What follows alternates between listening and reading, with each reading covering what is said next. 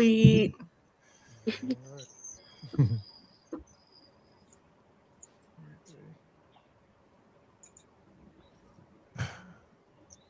See if we live from the YouTube end, and we will get Yeah, started. We's live. We's live.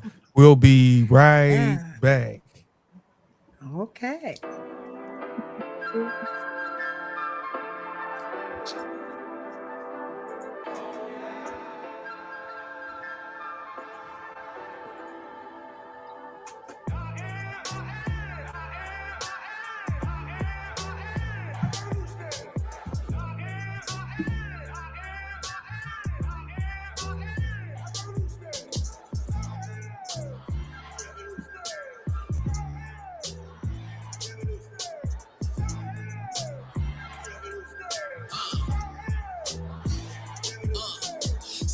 Free Sunday, that's meant for getting game passed down, and it's more than one way. But I can see the hate in their eyes, what they gon' say when you start to wake up and go and collect your prize. Pray patience with the family, hey, now do the work. Accountability hurts. He walking in his purpose, adds value to the work. She want a revolutionary, get on code necessary. Put in practice what we study to defeat the adversary. So what? Speak the truth, we need our own establishments. If you grow your own food, true black empowerment. Let the church say amen, hallelujah, thank the Lord. For my brothers that be on the same accord, let's score.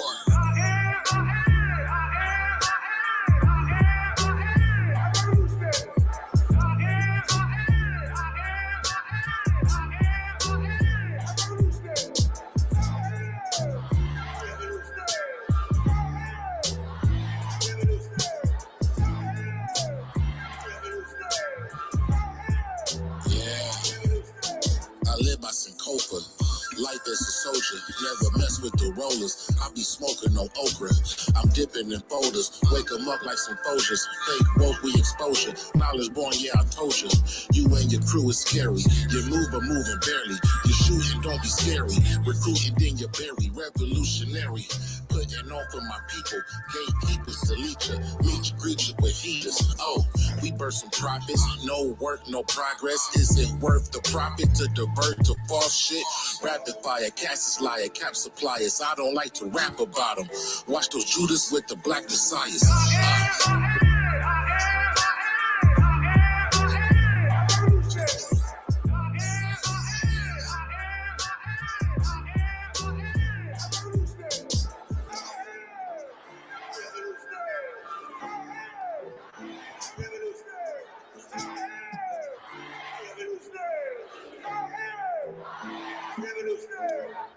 All right. Peace, and power. Welcome back to, Lord, I got my thing on. Peace and power. Welcome back to the Warrior Scholar Podcast. That was our brothers from OBFC, our Black Fathers Committee. A powerful and inspiring group of men who are doing a lot of things down there in Arizona that's dealing with the youth, dealing with fatherhood, and so many other different things. Shout out to those brothers. Today's show is all about the women, right? This is a group discussion amongst all of these beautiful and intelligent Black women on the panel. I'm so excited. So let's just go down the line. Everybody, for the listening audience, could y'all please introduce yourselves and tell the people a little about who you are? We starting with me? I'm next. Yeah, okay, great. That's fine. Peace and power, family. I am Sister Zuna from Philadelphia. I am a revolutionary mama, a community activist. I am a member of Team RBG. Just out here working towards liberation and sovereignty for our people. All right. Peace and love, y'all. All right. Go ahead, Hello, Jubilee. I am Genevieve Powell. I am a poet. I'm a poet, and I am the owner of the Genovation Network, where we connect poetry with mental health, especially for our people. And yeah. Stop being Like, shy. She was like, I am a poet. Do try to show it. Yeah, know it. It takes concentration for fresh communication. And she's an Okay, author. there's one up in there. She's an You know, I love author. hip hop. Yeah, Hip hop. she's I an see. I got my author. fam. I got the fam up in the chat. What's up, good people? It's me, your homegirl Adosha Wright, aka Key Lolo, and I am a licensed cosmetologist and salon owner in Cleveland, Ohio, at the Reverence Design Team Hair Salon. I'm also an Afro hair activist. We have a podcast here, right here on YouTube, called The Dumbest Shit That People Say About Black Hair. And I also helped to write the cosmetology curriculum in the Gambia in partnership with Fatu Sane Gay. And I'm also a new grandma, so call me Big Mama if y'all want to. It's gonna be all right. Yeah. Mhm. All right, my name is Winifred Summer, also known as the HR darling HR professional that you can talk to about what's going on in the workforce. I am all things work. I love talking about what's going on. I have a workforce blog. I have a book called The Toxic Job Playbook. It is a survival guide for the workforce. And yeah, so I'm just all about helping people out here because we all got to work, got to make a living. And I'm all about people having fulfilling careers. All right. Hey, yo, what up, good and wonderful people? So happy to be here amongst all the goodness. Y'all, the energy is already popping, okay? So this is going to be a good show. I'm so excited. My name is Dr. Ashley Wade. I'm a pharmacist, author.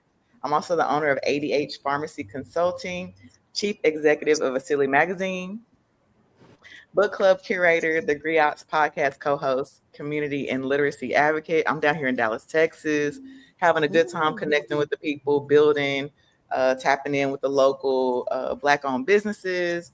And I'm here for the vibe. That's my whole thing. I'm excited. My energy is like, so I'm looking forward to tapping into with these ladies and just chopping it up.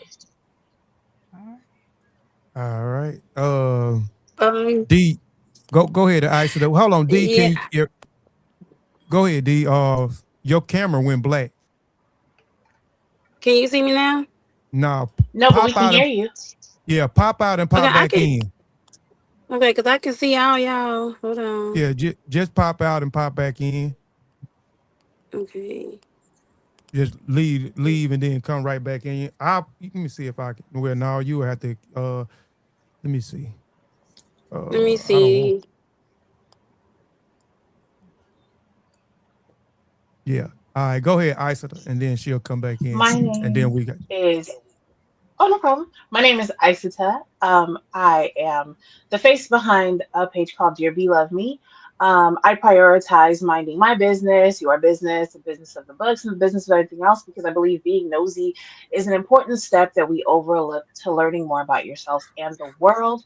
I am an editor. This is the first time I'm saying that in a public setting, so yay me. I love to read books. I love to spread knowledge about books, and most of what I do on my page, outside of interviewing authors currently in the Black romance indie space, is reflect on books and how they affect my life and how they can impact and improve your life as well. I'm also a member of the Black Romance Book Club and currently going to be one of the content creators at Plots and Pours, which is a book event that's going to be happening in Houston this weekend, March 27th and March 28th. All right, look at you. That's all right. That's all right. Go ahead, Drea, the Sunflower Poet.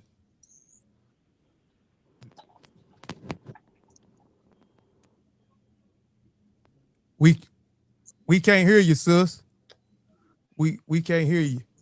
And your mic is unmuted. Unmuted again. God, we can't hear you. I can and hear. You can hear? I can hear. Can y'all hear? I can't. Yeah, no, we can't hear. Go ahead and she'll pop back in. Go ahead, D. No, I can't hear.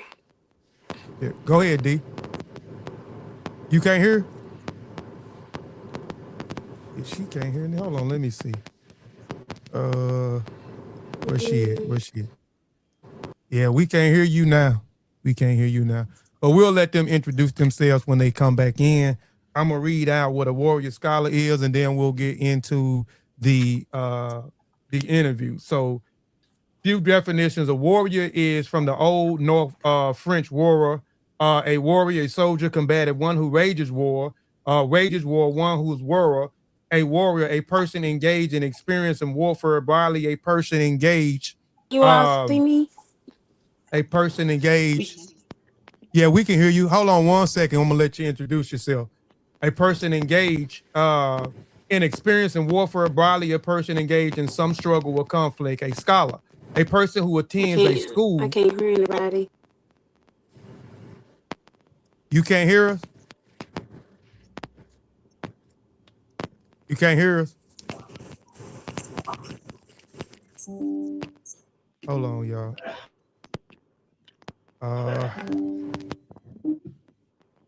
Try to pop out and pop back in again, D. But a person is one who attends and studies as a teacher. A person who has done advanced studies in special fields. A learned person, a holder of scholarship. A scholar, a person who studies and studies a subject in great detail, especially at a university. My perspective of what a warrior scholar is, because this is a warrior scholar. I don't hear anybody. Hold on, I'm gonna text her in just a moment. From my perspective of what a warrior scholar is, my meaning of a warrior scholar is someone who is well studied and waging war against mistruth, pseudoisms, and willing to stand on the battlefield against against institutions and platforms that promote that. A warrior scholar is someone who is on a mission for the truth, for accurate and sound information. A warrior scholar is one who is disciplined, good character, morals, and willing to fight back against those who misuse information dangerously. That is what a warrior scholar is. And this is what this podcast is all about. And all of these women on a platform are warrior scholars in their own right. We'll try it again. D, can you hear us? Yes, I can. Okay. All right. All right. I was like, I don't know if I'm doing something wrong. Yeah. Okay. Oh shoot, I'm sorry. But probably because she's in the car, so she's probably not getting good reception. Because she's buffering. Yeah, go ahead, D. Can you still hear us? Okay. My name is Deandra. I can hear you. My name is Deandra. D. I am a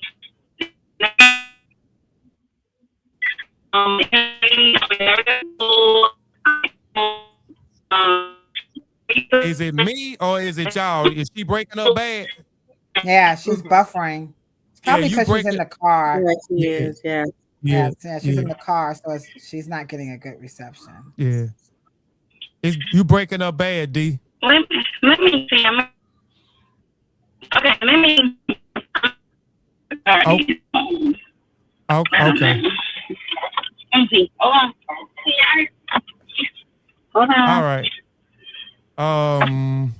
Well, let's get the interview started. We'll come back to. Are you better now, D? Yeah, she got bad reception. Where she at? Can y'all hear me now? Yeah, we can hear you. Yeah, we can hear you good. Okay, so I was saying that my name is Deandra. I am a CNA of 20 plus years, of phlebotomy 9 years, MA 4. I'm currently in nursing school. I just wrote my first book called Faded Memories. It came December of last year. I have my own beauty salon shop, which I braid hair, and I teach people how to braid hair. And I also conducted my own braiding manual. I also does taxes, so I have my own software, and I teach people how to do taxes as well. That's just a few of the things that I do. All right, I told you. Oh, can y'all hear me? Yes. Okay. Hold on, y'all. I done knocked my earplugs out. But I told y'all that we was gonna have a lineup of beautiful and intelligent women in their own right? So let's get into the first question, right? Because I want to be nosy like Isata say. Isata, what you say about being nosy? It's very essential to learning about yourself in life. That's right. All right. So my first question for you, beautiful women, are before the titles, right? Because y'all just gave us a whole line of things. So we have hairstylists, we have entrepreneurs, we have business owners, we have content creators, we have people in human resource, we have people who are in the pharmacy business, we have poets on the panel, we have tax professionals, we have hairstylists, you know what I'm saying? We have book reviewers, we have a line of intelligent women. So before the titles, who are you all? And how did these hold on. Before these titles, who are you and your core, and how did the women in your life shape you all's identity? We're gonna just go around. I'll start. So for me, the titles that I hold would not exist if I wasn't a rebel at my core. I am a voice that will always speak up for justice. My voice comes from the women in my family who are on either side of the coin, right? Because I have rambunctious women, and very outspoken women, and then a few docile women who, their voices might not be as powerful and mighty, but they've taught me a lot of lessons in how to use my voice. And like my mother, I'm someone who seeks justice and fairness for all of us. So that's what the women have taught me in my family. Okay. Hold on. For the next person answer, I want to give Drea an opportunity to introduce herself. So, Drea, can y'all hear me? Please? Can y'all hear me though? Yes, can can hear you. Yes. Sorry, y'all. I was about to have a full meltdown. The internet is internet, but I appreciate this space, so I'm gonna do this real fast. But Dre the Sunflower Poet with the terrible internet connection. But I'm a spoken word artist. I have a few books, but I'm a pretty humble person. I don't talk about myself too much. But know yourself. I also have a clothing brand. It's called Know Yourself that I have with my partner. So I'm really glad to be on this platform with all these talented ladies, and gratitude to Kobe for allowing me to be a part of it. No doubt. So do I need to reread the question, or everybody ready? Next person. I didn't hear it because I was having some issues again myself. Okay, so the question was before the titles, because y'all all have a bunch of titles, right? Who are you at your core, and how did the women in your life shape that identity? I'm gonna go next. I'll go ahead and go next. At my core, I'm a person who cares. I'm a very caring person. I've always been like that since I can remember. Some of the early stories that people, like my uncles and my older family will say is that, they would see that I cared in a non-judgmental way early, like at 3 or 4. And I've always been in that role in some capacity in all the jobs that I've had. I'm also concerned about like health. I've always been like in some sort of healing capacity. And it just over the years, it has grown into, pharmacy and other things that I've been able to dabble into. But the women who shaped me, I would say like my great aunties, my big mama, and what they mostly taught me was how to be regular, like regardless of what title, what area, whatever it is that we have, just be regular instead of, because a lot of times we get into like looking for all the airs with the titles and get stuck in that pseudo elitism. But I think more than anything, they just taught me how to be regular, just that roundaway type of energy. And I love that about me, and I love that about all the amazing women, because as big as we are personality wise, rebel wise, creator wise, business wise, I think what makes us so like energetic is just we can reach out and touch each other and be regular people. women. Mhm. For me, at my core, I am and have always been an observer.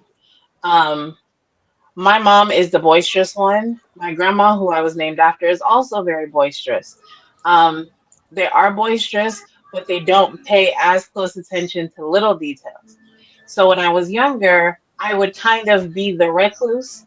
People mistake me for quiet. I'm not quiet, I'm just watching. So I would pay attention to things and I started to discover patterns really quickly. Lucky for me, my mom loves literature, my grandparents love literature. So a book was in my face before I turned 2.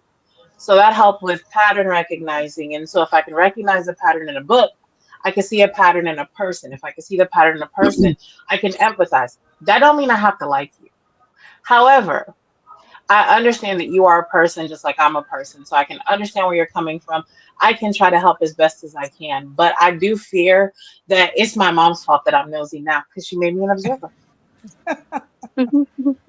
How cute.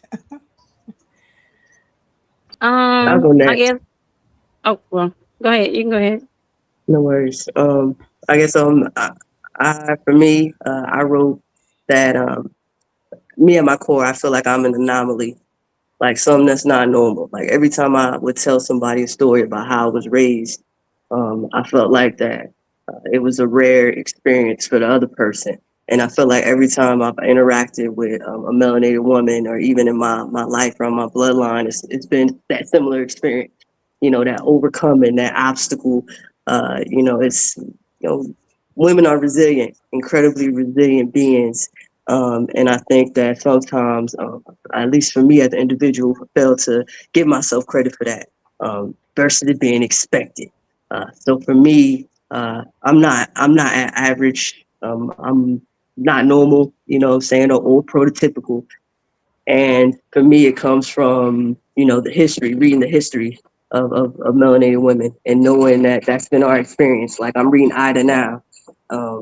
And I've been, reading a lot of different books about Assad and a lot of our ancestral heroes. And the storylines remain the same, like further you go back in history. And then I look at my mother, who, rest her soul, she was schizophrenic. She had 3 babies, myself included, and, somehow managed to, make it through. My grandmother, had 11 children. And, rest her soul, she still managed to make it happen. So like those experiences, and reading history of melanated women and then being on this platform with all of y'all, like continues to affirm that, we are not, we are not small in any capacity, and neither am I. And at my core, that's why I try to have a big, I guess big energy about that, because, you can't apologize for that. Awesome. And I can relate to her as well. Before all the titles, I was just a young girl, just want to be loved. And then like my mom is my inspiration because she went we witnessed her go through a lot. And at my age, I'm only 39. We did not have like toilets. So when I tell my story to people, they like, oh no, you too young for that. But they like, you never know what people goes through or went through. So I'm very, very humble. I teach my kids to be very, very humble and don't take stuff for granted, because it's rough.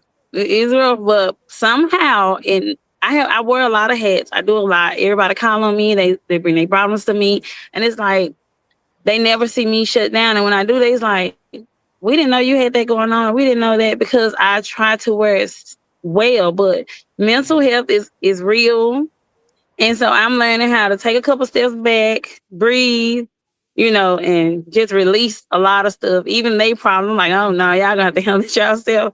But I still try to be the center of my family, because at the end of the day, everybody needs somebody. So I can relate to everybody on this platform. And I thank you again, Coffee, for having me and to meet these other wonderful women. No doubt, no doubt, no doubt. All right. I'll go next. At my core, I'm going to say that I am just pure love.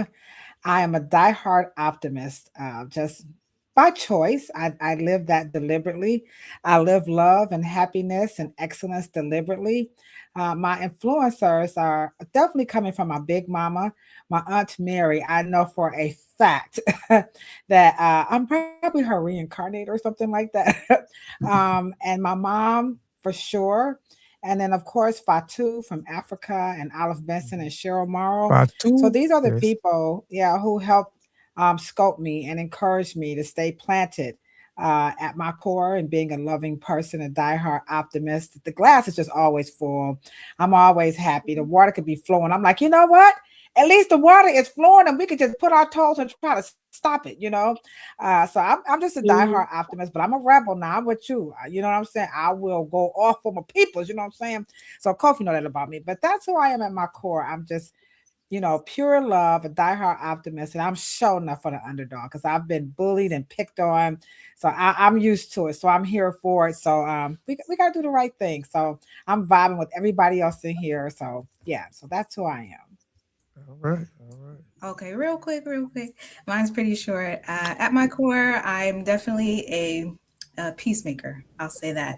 No matter what environment I'm planted in, because I tend to be in a lot of chaos, I am the person that people typically feel most comfortable with. I kind of put people at ease. I've been told that all throughout my life. Like I have this calm spirit about myself. No matter what's going on, I'm reliable, dependable. And I'm just a cool breeze. So Winifred actually means peace. And I definitely think I took on the meaning of my name.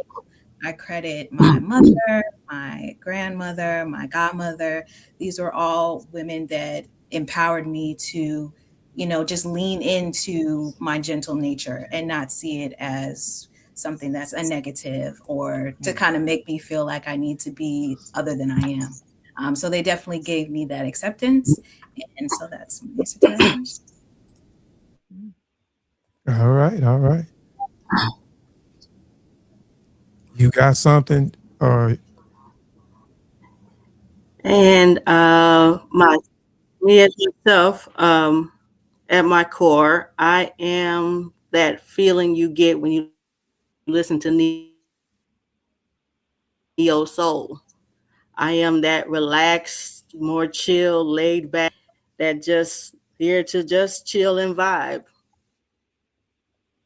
We just vibe with a little bit of Neo Soul. That is me at my core. Most definitely. All right. And stop being shy. You ain't shy. Stop She being said she's shy. Neo Soul. She's chilling. Yeah. All right, y'all. Please like the show. We got quite a few people in the building watching. Please like and share the show. Please like and share the show and share the show with those who you think that may appreciate this show that we're putting on today. It's all about the women. You know what I'm saying? We need to start putting our women more toward the forefront. We need to start having more discussions and understanding, you know, our women and so forth. So I'm very, very grateful that these people are on the panel today.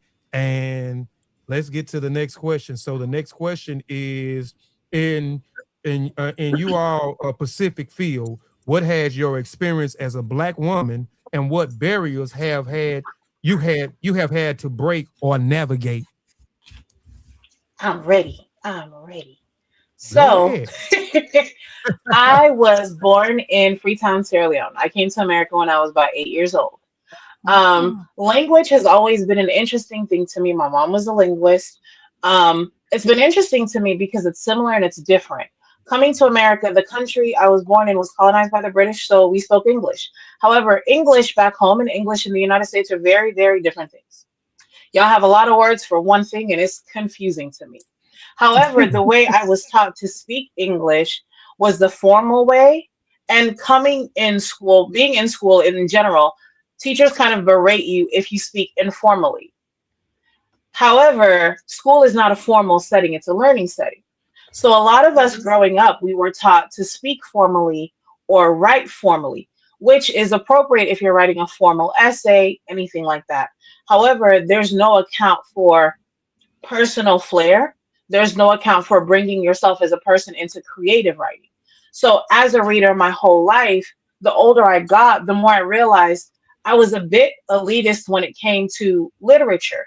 Elitist in the sense that I would be the first one to correct if you said mine's versus mine, first one to want to say, oh, it's mine. It wasn't until a few years ago that I realized mine is not actually an incorrect word, and it is a word. However, we've been conditioned through education to believe you have to speak formally. Unfortunately for us, the language is called English. It's being used in the United States. It is seldom used formally here. So in books, in the bookish space, especially in the indie space, people tend to be very overbearing and critical of Black indie authors specifically. You're not allowed to have one typo before they're knocking off a star or saying, I couldn't read this book, I had to put it down. It was too many typos. And the typo would literally be somebody speaking in the dialect of their region. So it's not a typo. You're just very vigilant in wanting to make them wrong. So I have actively been low-key getting on people with statements that start with, perhaps it's not wrong, perhaps you just have some self-hatred to unpack. I've been very, very boisterous about the fact that there's one language that most people speak, and it's the language of humanity. Most of us don't have a grasp of the language as it was once used. You know English based on whatever you learned in school. I don't care if you have a PhD. I don't care what you have, because formal English is no longer in existence. It's dead. It's Old English. And Old English had slang. So I'm very big on very boisterously but politely telling people, you are wrong for telling this author they have grammar issues. A typo is different than a grammar issue. And perhaps you need to unpack where that's coming from before you write a whole 5-page thesis on why you're not reading this person's work, when that person spent 2 years putting this together and you spent 2 minutes putting that review together. So that's me. Powerful. Woo, you go, girl. You better English that. Throw chakra engage. She said, I'm gonna tell you, and I'm gonna tell you, and I'm gonna tell you. All right. I must say that in the field as a Black woman and as a poet, based on topic, a lot of Black women are very silenced. If we're not writing or reciting anything about sex, we are silenced. We can't talk about, social justice. We can't talk about being a Black woman at all. We can't talk about, being Black mothers. We can't, we're very silenced. We're very boxed in, very so boxed in. And it's ridiculous that we are treated this way. And it's from personal experience as of recently, past few months, actually, where a whole lot of barriers, not just from white, but from Black as well. I'm being told that I shouldn't write certain things. I shouldn't use different languages of African descent, which was very shocking. But it really shouldn't be shocking, because they want us to be silenced. So being a poet, a Black woman poet, there's definitely some barriers, and I'm doing all I possibly can to break down those barriers, because what we need to talk about, especially now what's going on, those barriers need to be knocked down, and I'm doing my best to knock those barriers down as a Black woman and as a poet. Yes. Okay. I'll say for me, and I appreciate her saying that about the poetry aspect. I can say on my part, it's relatable, just because I think that's just what people expect, an artist, when they look at you first, what to say versus actually hearing what you have to say. So, we definitely, it's no towing the line. You know what I'm saying? We definitely got to be more vocal about that. And I know for myself, I'm definitely working on that, overcoming that, self-conscious part of me that, might, be like, all right, well, they're going to look at me a certain way versus just, hey, I said it and that's it. But apart from that, I'm a military vet. I retired 20 years in the Air Force. And a lot of that experience, I appreciate that. I'm very humble about that. But I mean, I guess I'll say there were times when it was, I was the only in that room, and that is already a male dominated field. So, barrier, I guess, will be making it to 20 years in that type of environment. That's the barrier right there. So uh, me, it was just like, just need more support, like needing more encouragement, like to be able to be vocal, regardless of what gender or whatever. But in addition to that, it's just like we still have a long way to go. Like we still have a long way to go. Not only just for women, in the military. Mind you, like military, women were just allowed to join the military like 1950. So it hasn't been that long, right? And add being a Black woman on top of that, and that's a whole nother situation with segregation and everything else. And as I read through the history, it only continues to affirm that like a lot of the experience still needs to be had, and the spaces still need to be provided to be welcome. Like the conversations are being had as part of training, but it's not. It still got to be executed. Like you still got to reach the older minds, right? The older cats that's been around for a while. And, I'm really hopeful now that I'm retired that, I can continue to speak at least, for the veterans, and especially with compensation and all the others, especially for women, compensation for women and a lot of the reproductive issues. That's a whole nother conversation. But, the barrier was making it 20 years for me. So I'm incredibly grateful. Appreciate that. I'm gonna be quiet. I'm gonna let person go. Everybody know I like to talk, but it's y'all times. I'm trying to give y'all time to talk. I'm not talking a whole lot because I want to hear what y'all all have to say. And at the end, you know what I'm saying, I'm gonna I'll kind of go in a little bit, but go ahead to the next person. I wanted to follow that up as a military veteran. I could not make it to 20 years. I tried. I was in the Navy. I'm going to say something I feel like a lot of people want to say. I just did what I had to do to avoid jail time and being captured by the slave catchers. Because in these professional spaces, I have directly experienced like overt sexism. I've experienced people who would obviously say they are not racist. But when you step into a space as an intelligent Black woman, I think that some people feel like you're a threat to them. All the while you are not thinking about them. You came to do what you came to do. And so I have also been in those male-dominated spaces where I think they wanted me to shrink, and that's just not my energy.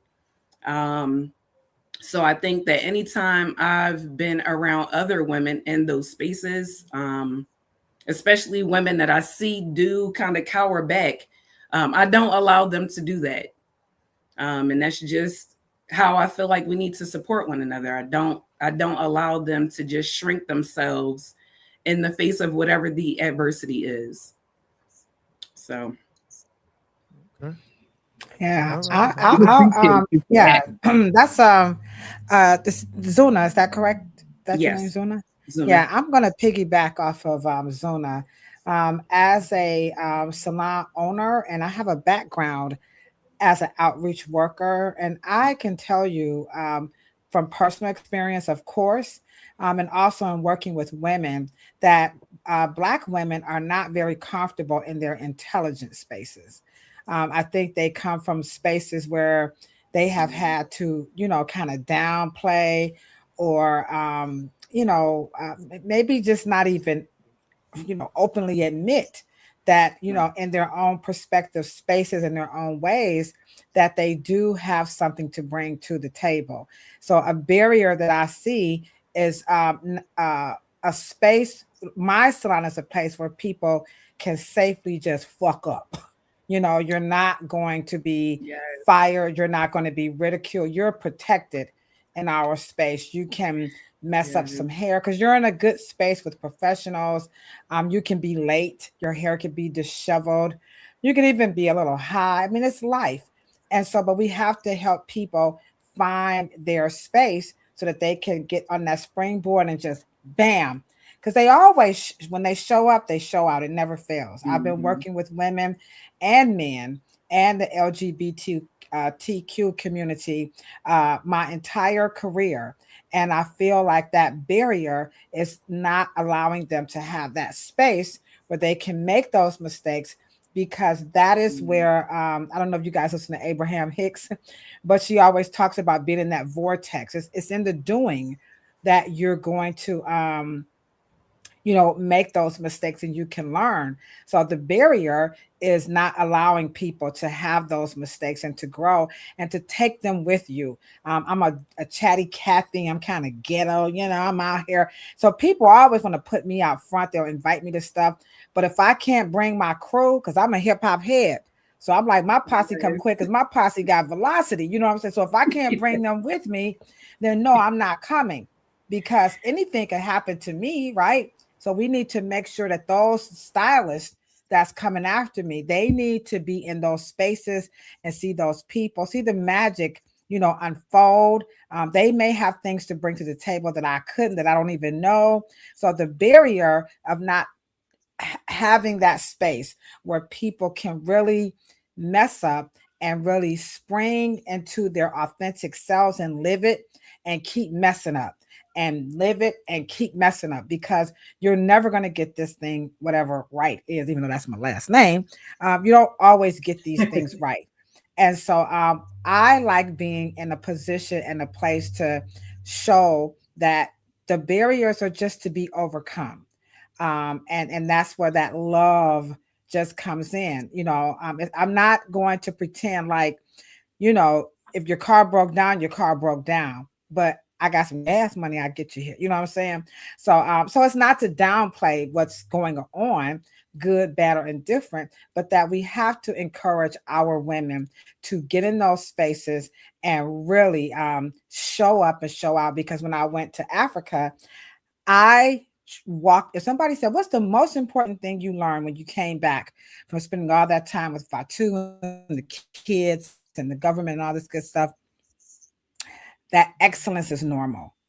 In our country, we definitely kind of, like she said, you got to get that A and you got to get, now we're not knocking the merits. I'm not saying that, but it's the norm that when we do things, we just do them excellently. And you don't have to be ashamed of that. You don't have to explain that. And I get that all the time, you ain't black because your hair straightened out, or whatever. And I'm just like, that ain't got nothing to do, and these are the barriers that we have to overcome, and we lead by example.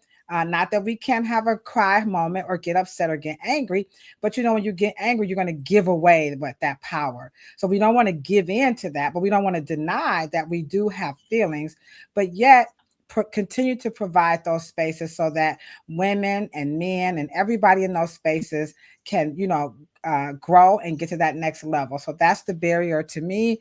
And I feel like as a loving person, I feel like God picked the right person to do this thing called, just let them shine, just let them shine. Okay. Next person. And again, like I said, if you want to wait for the next question, that's fine. If you don't want to answer when the question and wait till another question, that's fine with you. But next person, if you want to. If not, we can move on. We still got, I think, 2 sisters that hadn't spoke, or 3. I'll go ahead. Just being in the HR space, a lot of people tend to have an idea of what they feel like that is. There's a lot of negativity, I guess, that's out there in the world about human resources as a department. And so for me, I feel like it's just been important. It's part of my own personal mission to show people another side to the industry. It means a lot to me to be able to advocate for people, to be able to be a good listener, to resolve conflict.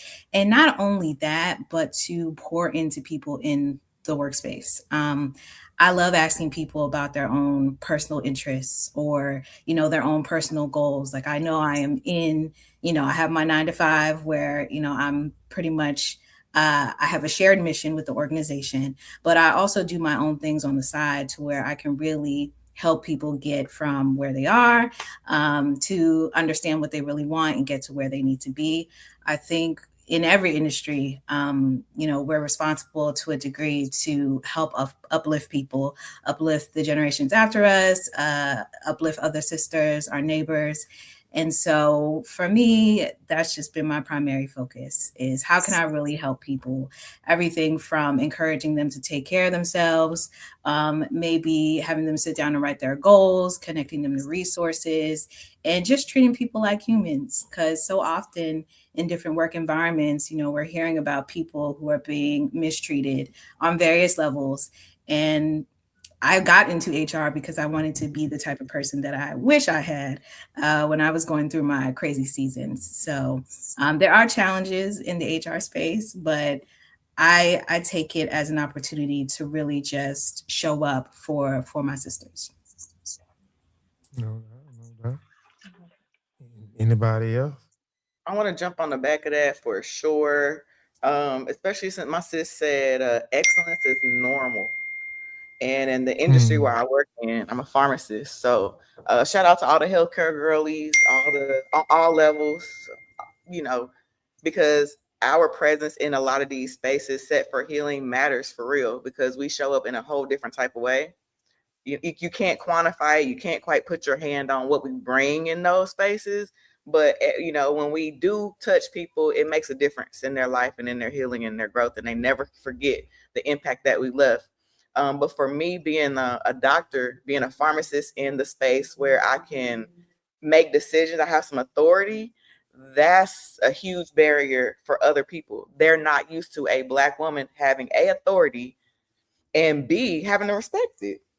What? You can deny something, a lot of people don't even like to be told what to do, but especially by a Black woman managing people and managing resources, and also holding a certain standard on, like, if I have a staff, I used to manage a store, and if I have staff, a standard on how you're gonna treat us and what you're not gonna do. I think a lot of times Black women in the professional space are torn between respectability politics and what you're not gonna do. And so, like, when we get into those spaces, I encourage, just based on my experience, to lean into that a little bit more, because we are protected. We don't have to worry about, okay, this job don't, or this person don't understand. People are just not going to understand. They're not going to get it, and they're always going to push back. And even in the space where I work now, it's a mail order situation. So luckily, I don't see the people that I work with as far as my teammates. But there was one time, because we're all remote, but there was one time where I did have to show my face. And you'd be surprised. Literally the next day, I got all these, why you do it like this? And why did you say this like that? And I'm like, it's to be expected. So I love the fact that we're smart. My sister said excellence is normal. How we handle people is on an excellent level. We're going to play with you a little bit, but we also going to lean into that, what you're not going to do when it's time for that to go forth. And then at the end of the day, with that barrier being out there, standing on business, but also keeping it professional and also using logic and just basic people skills. Shout out to all the women out here, basic people skills. So when it comes back, why'd you say this? Why'd you say that? It's justified, because we are, the emotions, we can manage our emotions. A lot of people are weird about Black women and their emotions. Y'all are emotional, yada, da, da, da. But 9 times out of 10, we standing on something and we're logical in the way we approach things. So being in this space, I stand up for myself, but also other women who are like, oh, I can tell she's Black. And they'll ask their questions, how'd you become a pharmacist? Just being open with my people and giving my people special treatment, because folks do their own special treatment over there and don't nobody say that, but then when we do special, we should feel confident and comfortable giving our people special treatment, more time, those types of things, because that's how we kind of assert ourselves and our worth with each other. Like, sis, I don't see you, but I see you. You can come to me. You can ask me questions, because to everybody's point on here, how we show up in the world is what's the biggest impact that we bring forth, is how we show up. And it really can't be quantified. So thank y'all for tuning in to my TED Talk. No doubt. Anybody else? Okay. We'll move on to the next question. Creative, well, whether through your work or you all work, business or craft, how do you intentionally use your platforms to uplift, represent, and tell the truth about Black women?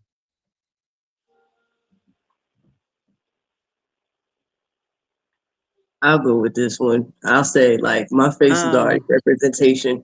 You know what I'm saying? Like, you can't deny that. But I wake up like this. I go to sleep like this. Like, I am the representation.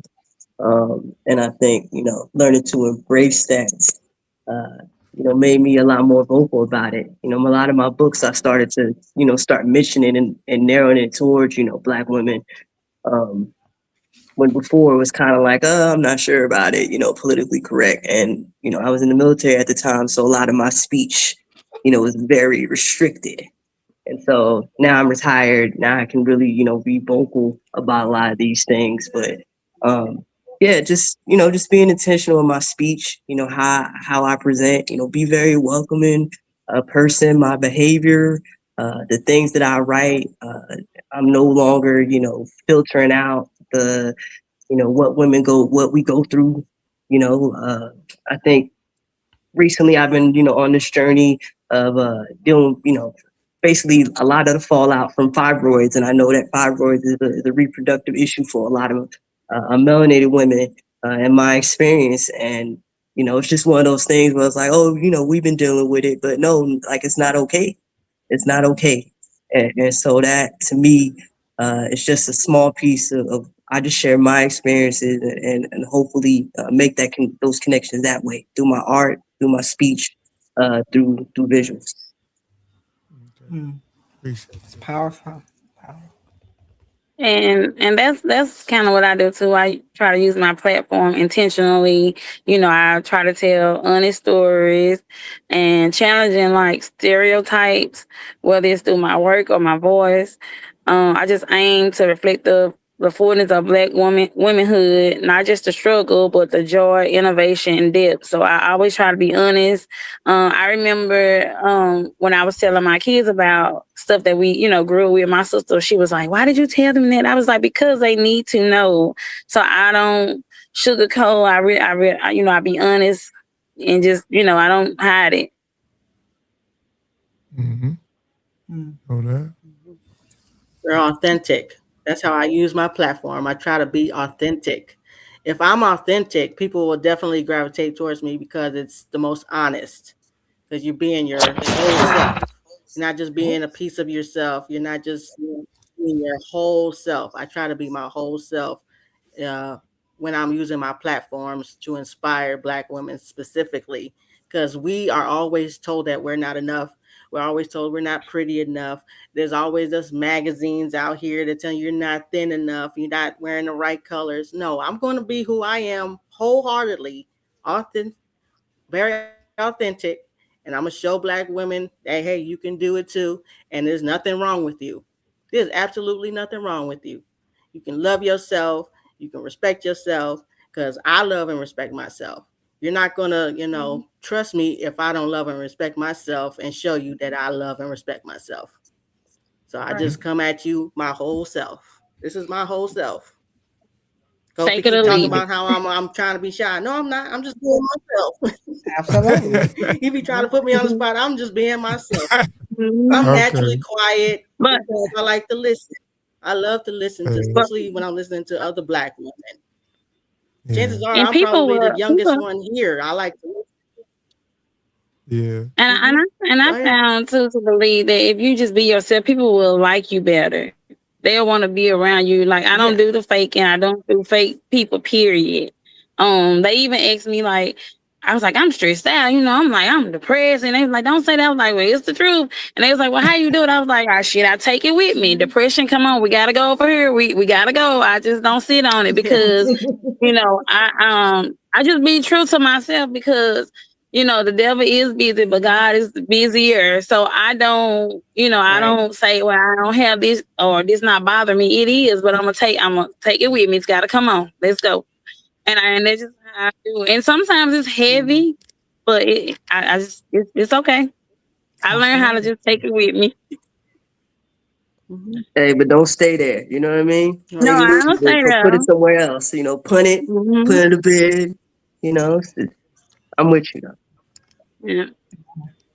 Yeah. I would say that my entire career was based off of a platform. Again, my background as an outreach worker, it fueled my career as a cosmetologist. And I'm kind of like am I saying her name right?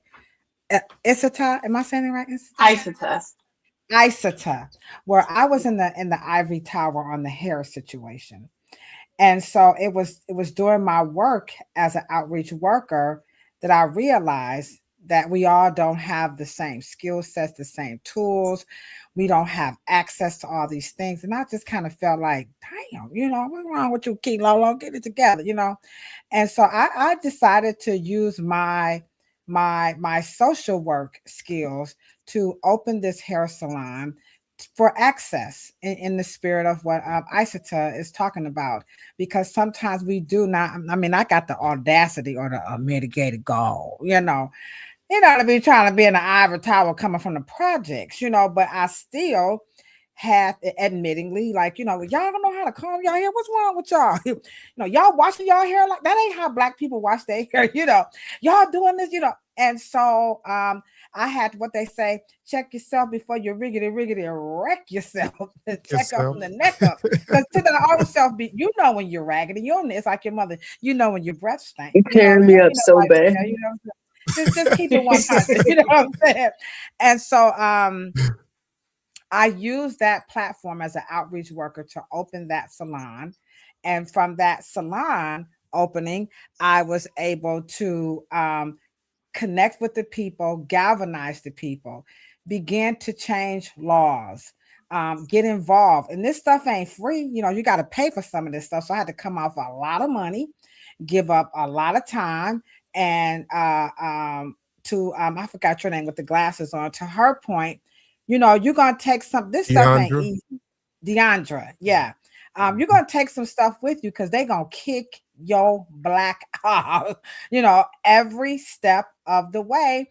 But we like, ain't nothing between you and me but space and opportunity. At least that's where I'm from. So I will bring it, but I might be scared. I might be, what does exactly say, but I am what? Somebody.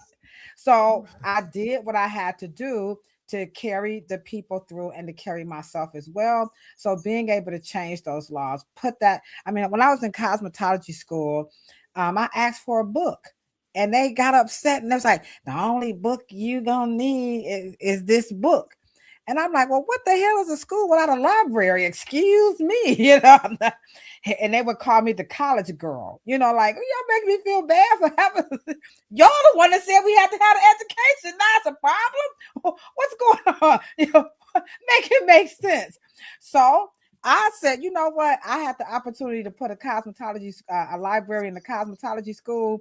So the Gay Enduro Skills Academy, located in Kotu, Gambia, come on through. The first cosmetology school in the world. Congratulations. A fully functioning. This ain't no library with no little regular books, okay? We got to give it up to Black Dot Cultural Center, Kofi Pie Side, the Pseudo Yes, I'm there. It's so many. The Cleveland Public My books Library, are in the school. Druid Hills Community, Dr. Willie Morrows, Cheryl's. So many people have poured into this library, all the customers, that it's just like, it's amazing. It's truly amazing. And so when we talk about those barriers, again, just picking up off of, is it Deandra, right? Deandra, she said, Deandra. what? Deandra, yeah, we cannot pretend like this stuff isn't, bothering, and it doesn't come with depression and my rent due. My cell phone got turned off quite a few times, trying to get this stuff, but that's okay. you know, I just had to text. Thank God I got what's that stuff? Apple, when you can still text if you don't pay your phone bill. But it's okay, you know, it's okay. You know, we're gonna be all right. You know what I'm saying? So, so that's what I did. You know, with my with those barriers. And again, I just make it a point to bring people with me. What's that African saying? If you want to go fast, go alone. Go alone. If you That's want right. to If go you want to go far, you come go on. together. That's what right. I'm, and that's I what we're live doing by on this that. platform. We're Yes, going sir. together. Ain't nobody, we ain't Yes. scared. We ain't never scared. I mean, we might be scared, Mhm. but we're gonna still do what we have to do. So that's how I confront those barriers. And I see you up there. Let me get, I got right. Zuna, my little fellow rebel rouser. You know what we do. You know, we like Eric B in the doorway. I'm not. Okay, so that's my take on it. Yes, indeed. Yes, indeed. And shout out to Fatu Sangay and the Gay Journal Skills Academy down Yes, there. there she is, Yes. guys. Fatu, Yeah. I call her my sister, love friend every Yeah. day. Most dynamic Yeah. woman. I see you, Juju. Yeah, she in I here. appreciate the space to talk and have these conversations. Thank you, Kofi, because a lot of times people don't understand what we go through for real and how we really alchemize. So in my profession, I deal with microaggressions on a regular, and especially from not just white people, white men, but a lot of different cultures. Because now, you know, there are a lot of Indian women who project their microaggressions, all the things. Asian, I mean, they come in because they are taught that they're better, all these things. So what I do is I flip that on my platforms, and I really exercise my creativity. In my regular 9 to 5, whatever, I have to be very type A. We can't make mistakes. We're always correcting everybody's mistakes, but we have a very, very tight threshold for safety reasons. So on my platforms, I try to flex with my creativity, whether that's talking about books, elevating, you know, our queens that maybe people don't want to research, or they just want to take on surface level. Right now I'm studying Ida B. Wells and really getting into the weeds. So just uplifting those stories and just, you know, allowing them to put a battery pack in my back and learning from our 4 leaders that you can do more than one thing. And when a lot of people in my industry, they're just so locked into this one job, that's their whole identity. So I try to flip that on my off time. And, you know, I do health testing in the community. I do book clubs. So I just try to really exercise my creativity, because in my profession says we should be type A, no creativity. We don't get a lot of wiggle room.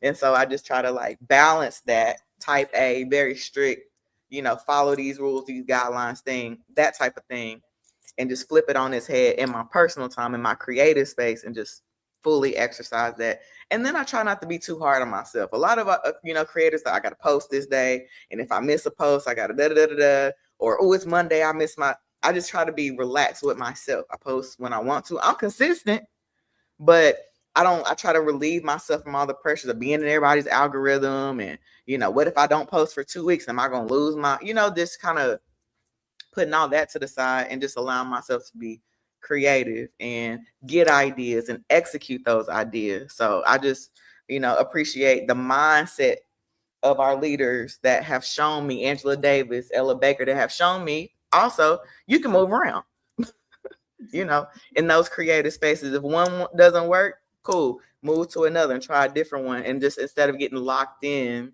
to things that don't always serve us, like you can move around different organizations, different groups, you know, you can come over here and leave over here, and just be okay with like expanding ourselves in those creative spaces. Okay. Anybody else? Okay. All right, I'll move on to the next question. What are some of the things? What are some? Let's see if I want to ask that question or not. Okay, yeah. What is something you all learned from the woman before you that you feel responsible for passing down? Well, no, because we already kind of talked about that. So I'll move on to how important it is for Black women to be seen, not just presented, but fully recognized in a space like yours. I'm gonna take this one. So with literature, I've learned that. So I knew this earlier. When I was in middle school and high school, I realized very quickly that literature generally in school is predominantly leaned toward the favor of women. The older I got, the more I realized it's not just women, it's specifically for white girls. Don't get me wrong, I was here for Ender's Game. Okay. I love a few of the books. I would read To Kill a Mockingbird a few times, still do. But a lot of those weren't catered. I do, it's my favorite. A lot of them weren't catered necessarily to young Black girls. The same way boys were left out, so were Black girls in general, because we didn't really see ourselves in positive lights in literature. Now that we're older and we're no longer passing those paperback books that we used to pass around in high school, I'm seeing a resurgence of people trying to find themselves in literature and see what they identify with. The thing is, there's so many different voices, right? There are authors who, like, there's one named Keturah B, or Kia Smith, or one I just recently discovered, Kira Cache, and they write about the importance of learning to love yourself before you're able, because it is romance kind of, before you're able to give love to somebody else, and discovering who you are as a young Black woman, which is something, no matter where you fall in the diaspora, a lot of us are taught to put others before us, help this person, do this. And it's not necessarily what we are told. It's what we're shown. We're taught to cook, not because we need to feed ourselves, but because, oh, well, what if people need to eat? If guests are coming, it is polite to make sure there's food, but you need to make sure you do this. If you have siblings, you need to make sure they're taken care of. Not everyone needs to make sure everyone's covered, but no, you need to make sure everyone is taken care of. And we internalize that. And like Ashley was saying earlier, when she said, you know, I kind of beat myself up, I've been toying with this theory about, people call it imposter syndrome. I heard a theory and I've been toying with it that Black women don't have imposter syndrome. I realize how that can sound harmful. Let me land though. A lot of Black women, the things that imposter syndrome do, where it's basically you questioning your ability to complete something, to do something, you feeling like you don't deserve it. It's one thing if it's just a feeling that manifested out of nothing. For a lot of Black women growing up, you are told that you shouldn't be in this space, you shouldn't wear these clothes, you can't do this, you can't do that, you can't talk back, you need to stay in your place. We're told no so many times.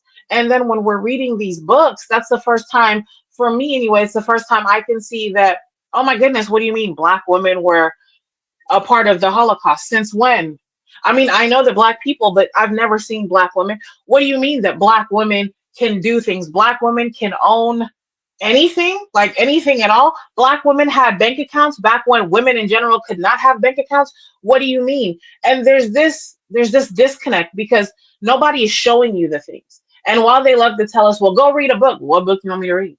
What if I don't like to read 48 Laws of Power? It's a little bit of shade. What if I don't want to read 48 Laws of Power? Then what? Well, you should read 48 Laws of Power. You'll learn a lot. You can also read Twilight of the Idols. That's a predecessor of 48 Laws of Power. Quiet as it's kept. But you can also read Coldest Winter Ever. Is it my personal favorite? No, absolutely not. However, there's a lot of details in there that you are going to resound with that is going to allow you to impart that on somebody else. You can see a little Black girl, and a lot of times as Black women, sorry, I'm getting back to the point. As Black women, when we're older, and I find it with myself, sometimes I got to check myself.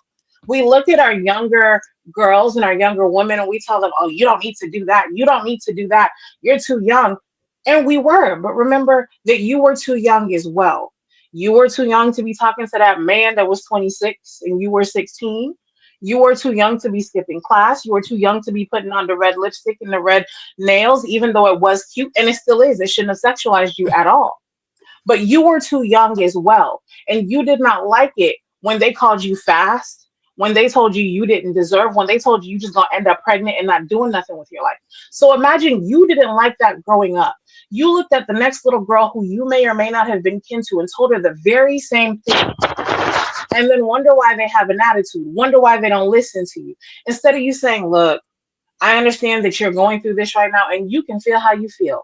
I read this book and it helped me a lot. A lot of the time, our delivery sucks. Mine specifically, because I tend to be blunt sometimes. Your delivery can suck. But there's books that you can look up.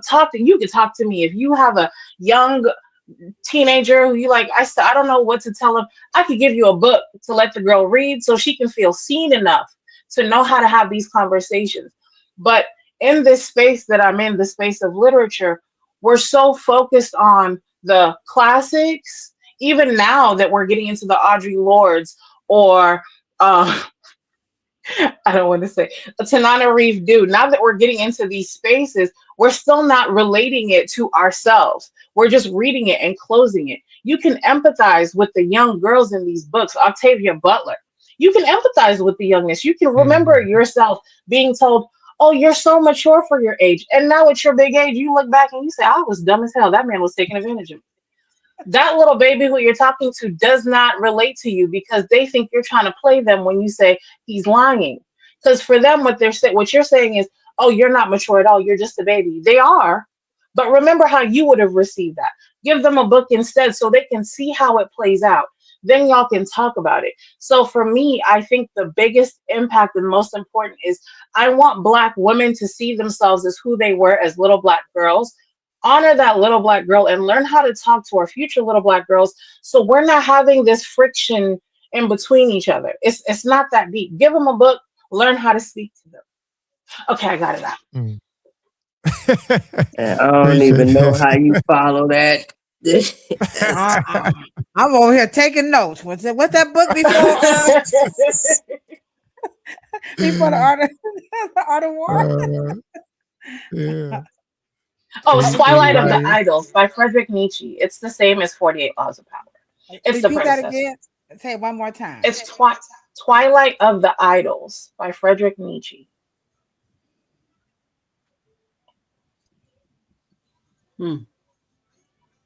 I might have to read that. We were just talking about the 48. Everybody was taking notes. We all got our little notebooks. We like classes. Yeah, we need this reading list. We need this show's reading list. Can you repeat the question again, Coy? Okay. Okay. How important it is for Black women to be seen, not just presented, but fully recognized in a space like yours.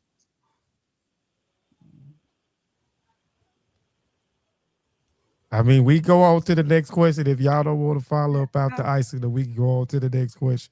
Yeah, I'll just say this as a cosmetologist. It gets real, it gets heated, it gets real hot because of hair. Hair is one of those spaces that people try to make it into like this monolith, or they try to define natural according to skin and things of that nature. And so I think that as a cosmetologist, our role is to use our spaces to help navigate people into their own space and help them with that. That's why we have the podcast, because some of the dis and misinformation, it trickles over into the professional world and it's all over the place. And so I just think it's really important for us as licensed professionals to really help, get a hold of that conversation and navigate people in the right direction, not only using the right products, right tools, and right techniques, but I'm still going to piggyback off of Aishita and use a book. So, yeah. I agree. All right. I think it's important for us to be comfortable being seen, because a lot of us we say we're more comfortable being in the background. I hear that a lot in different spaces that I'm in. People have a lot of skill. They have a lot of like personality, but then when the rubber meets the road, some of my peers are like, well, I'm comfortable being in the back. I ain't got to be in the front. And I think part of that is it comes with the inherent humility that we have. We're fine being in the back. We're fine doing the work without being in the front. And I think part of that is just us decolonizing that piece of staying in your lane, in your place. Because Carter G. Woodson said, once they get in your head, you don't have to ask where the back door is, to go out the back door. So I think just decolonizing that piece where we have to be in the back, or we're more comfortable being in the back, and taking those necessary steps. Because if you're already a shy person or introverted person, coming out in the front ain't gonna be the first thing that you choose. But taking those steps, and when opportunities come to be on a panel or whatever, be comfortable with taking a chance on yourself. And, to my friend's point of making a mistake, if you fumble or if you stutter or whatever, being okay with that part of your growth into being more comfortable being front facing, because, people judge, people, always got something to say. But as long as you're comfortable and you're growing as a Black woman into that space of, hey, I'm in the front, because, we used to, we fight about whether it was cool being on the back of the bus or not. But that's stuck in our head. We're comfortable being on the back or being in the back, but just, giving ourselves that love and that space to say, you know what, they talking about come to the front. I think I'm gonna go ahead and do that and take that opportunity and work on that, building the skill necessary to be successful in those spaces when you do come to the front. And then also relying on your own platforms to be in the front. A lot of times in these social circles and organizations, you have to wait on somebody to elevate you. That's how we end up subservient, Yeah. Waiting on somebody else to say, hey, you can be the leader of this. Hey, you can spearhead this, and just creating spaces or getting with people who honor us so that we can come, take over and lead for real and be comfortable being in the front. Good. That was an excellent question, Kofi, because I think, there's still a long way we have to go decolonizing that mindset of, they don't want to see me, or my hair ain't done. I ain't got a retwist. I ain't got a whatever. And standing in your personality, standing in your light, standing in your naturally given talent, and letting that lead you to, expand in your role and in your presentation in the front. And sis, that ain't what I did now. That's not what I did. When I made you chief executive, I'm just saying, I just seen something in you. She's the chief executive of my our CLA magazine. We also have Isata, who's on the platform. She has been with us for the entire year and a half. We have Winifred Summer, who has been with us since the very beginning. And we have Drea and Juvenile, who has been on the last 3 issues of the CLA magazine. So, but that ain't what I did. I see intelligent women, and I'm for women. I'm for women. I'm for, we have to, because we have been conditioned that God is above man and man is above woman.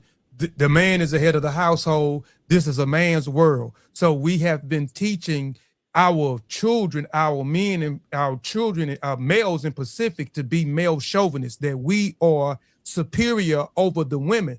So then when we go back to the religious piece again, you say God is above man and then man is above woman. So now you're validating that, but not understanding that that was written from a Eurocentric standpoint, you know what I'm saying? And we're beginning to treat our women like our enemies have treated us for centuries, how our oppositions, you know what I'm saying, the real oppositions, the Arabs, the Europeans, I'm not giving nobody a pass, who have mistreated us and re-educated us and conditioned us to say that we are superior. So in certain places, you tell people they supposed to be quiet. A woman's supposed to be quiet. She ain't supposed to be teaching.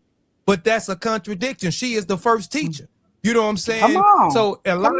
So once we understand who we are and where we come from, and in our culture, you know what I'm saying, we put our women on a pedestal because she births the nations. She births the communities, right? So we understand that in our community, but when we're being conditioned through their education system, when we're being conditioned through their religious philosophies and theology, you know what I'm saying, then we become those the very people that we hate, and we begin to treat our women this very same way that our enemies who hate our guts how we treat our women. We treat our women in those horrendous ways, you know what I'm saying, instead of putting them out toward the forefront. And then me observing and looking, and I'll move on, let somebody else answer the question.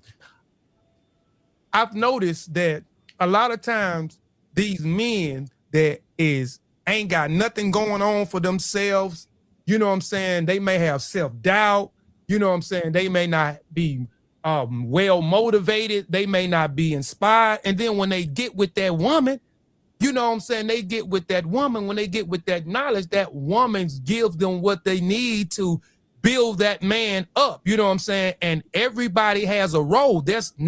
We are equal. The man is not superior to the woman. We are equal. We both have important roles that we have to play. And that's why I love women so much, because I know y'all value. I know y'all worth. You know what I'm saying? And we always say, well, the man, if it wasn't for the man, yeah, but the woman has the tools to go through 9 months of gestation, you know, to birth, to bring life into this world. Not you. You can pass the seed off, but the woman has the equipment to nourish and go through that process of creating something, you know what I'm saying, a living organism. You see what I'm saying? So she is the one that births the nations. She is the one that births the communities. She is the first teacher on the planet. She teaches you how to identify, that's your father, that's the male. This is his role over here.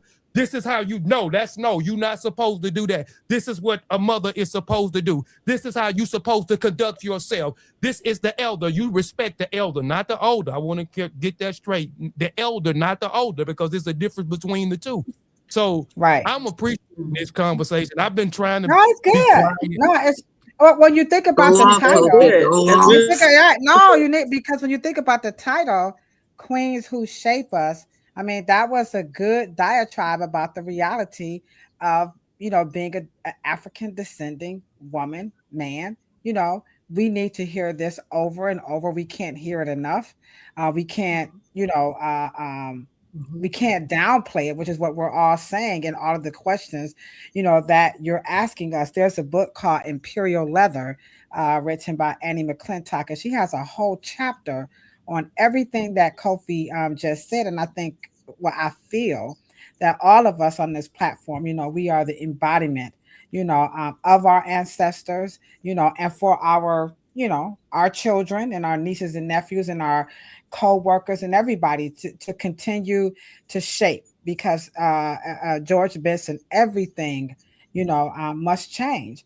And going over and to the Gambia and working alongside Fatu and seeing the woman be that equal in that space, you know, compared to how things are in America. And I'm not trying to romanticize Africa. They got issues like everybody else. I'm just talking about the exchange between Fatu and her husband, the school, you know, administrators and the faculty, the female faculty, the male faculties, the equalness, the effort, the deliberate, the overt effort of that equality. And again, that excellence, man, that shit was dynamite. It was just dynamite. And coming back home, it was in my home, my grandmother, it was there. But to Ishtar's point, you know, we are told that that's not quite the order. But per what Kofi is saying, well, you know, they was wrong. So no, I think that's good what you just said. I loved it. Yeah. I'm here for it.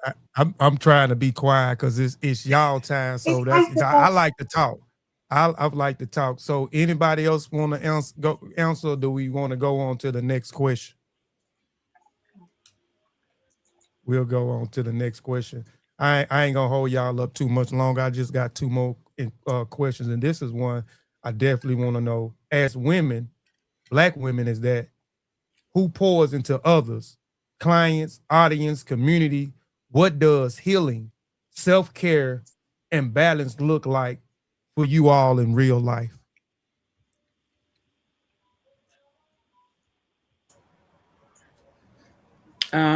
Talking to God. Go ahead. Yeah, talking to God is that's my self-care. Sorry, it's all right. Talking to God every morning and every night. Writing in a journal. Reading, that's my self-care. That's my healing. That's what heals me. Talking to God is number one for me, because if it weren't for God, I would not be here. If it weren't for God, my eyes would not open. So yes, talking to God, definitely number one. Okay. Yes, I agree. God is number one. And to me, also setting boundaries, making time for rest, and also honoring your own needs without being guilty, and just pouring into yourself the same way we pour into other people through reflection, either the community, creativities, and just a moment of just being still. Sometimes we move, we don't get a chance to just rest. So I mean, this is one for me. Rest. Okay. The rest ain't only for you, sis. We all need rest. Well, I mean, I don't know, but I know I needed, I'm tired now. And that's why y'all may see me keep moving my head, because I'm trying to, they in a championship game. And so I'm keep moving my head because I'm trying to watch the game. And then I'm trying to not miss nothing over here. Because we got to be in 5 places at one time. Yeah. Look, on top of that, been studying. Got a test tomorrow. So I'm I'm just all over the place. So for me, I know it's rest, but I'm sure it is for you guys too. Mm-hmm. Yeah, I mean, for me, I feel like just the so I think it's pausing, the resting, and then also like doing a lot of internal work, a lot of the shadow work. I think it's a lot of things. I just turned 40, but I know it's a lot of things that I need to heal, deep down, inner child wise. You know what I mean? And when I get an opportunity through meditation, through writing, through these type of conversations, I'm always doing a self-reflection and trying to find different ways where I can be better to meet. Because now I recognize the behavior. Now I know, when I sit down and rest, it's man, I'm tired, my feet hurt, whatever. No, I can't do that. Saying no, you know what I'm saying? Or letting people know, hey, this ain't happening for me. Saying no has probably been the top practice that I try to work on. Because at heart, I'm a giver, I'm an empath, you know what I'm saying? It's always going to be how we get to yes before it's ever a no. And I'm working on having that same energy for myself. I'm gonna keep it a buck with y'all. So, but most of the time, if people come to me and say, "Hey, Drea, help me with this," then man, I'm gonna find a way. You know what I mean? Hell or high water. And so I'm definitely working on keeping that same energy for myself. Okay. And don't feel guilty about the no's. It takes unlearning. But you deserve to be told yes in order for somebody else to hear that no. I will have to say, because I have to step out in a moment. Healing and balance is an ongoing journey for me. I have recently, in the last year or two, allowed myself to cry a little bit. I do operate under the quote of "Trick Daddy raised me, I can't be out here crying." However, I've been told that I can't call myself a thug because the reason why the crime rates are high during the summer is because the people who we call thugs have high anxiety. They're afraid something's going to happen to them, which is why they react in the way that they do. So every time you call yourself a thug, you are claiming that you have anxiety. You should stop. And I was like, that was my therapist. I said, that was rude. That was uncalled for, but you're right. So now what I've been practicing doing is listening to my friends, because now I say things out loud as I feel them, as opposed to just acting like it doesn't exist and shoving it under the rug. I say it out loud to myself, but sometimes I'm a little bit off kilter, so I say it in front of my friends. It's embarrassing, but I want to say it in a place that's a safe space so that when they hear it, they're like, wait, nah, because what did you say? So for me, healing and balance looks like community with my friends who are like my sisters. Reading a book. Now, it's a stressful situation if you look at me, because I'm crying, I'm throwing things, I'm screaming, but very peaceful, very peaceful. And learning to move more is helping a whole lot. So that's my version of healing and balance. Oh, but I do have to head out. Thank you, ladies, for talking and being community with me. Thank you, Kofi, for hosting me. And I'll see y'all around. I'll be listening though. Thank you. We appreciate your word. Yeah, I appreciate it. Yeah, she's very mighty. Very mighty. I'll piggyback off of what she said. When it comes to what does balance look like, my dad, he was the coolest, and he would say cool things. And one of the cool things that he said was, when you make a lot of deposits in the bank of life, feel free to make some withdrawals. And I think that Okay. a lot of times we don't want to withdraw using our social credit. We want to get that score. We want to get that 800. We want to buy that house. And, all this was generational wealth. But we forget, come on now, Black people. We got some good credit. And I would say, for me, for my balance, I'll be cashing it in. I'm going to get that. Can I wear that hat? So no. I got a little outfit to match that. Kofi. I get all my credit out of Kofi. I deposit a lot in the Kofi. So when I call Kofi and say, Kofi, what this mean? Kofi, Sister Ladosha. To me, balance is, you make those deposits. Don't forget that, we're human, and people, I ask the question whenever we someone comes in, we work, we have like team meetings or whatever, and I ask the question and say, finish the sentence, and people genuinely want to see you, and and they come up with the strangest things, like, oh, so you fall, and that kind of negative stuff.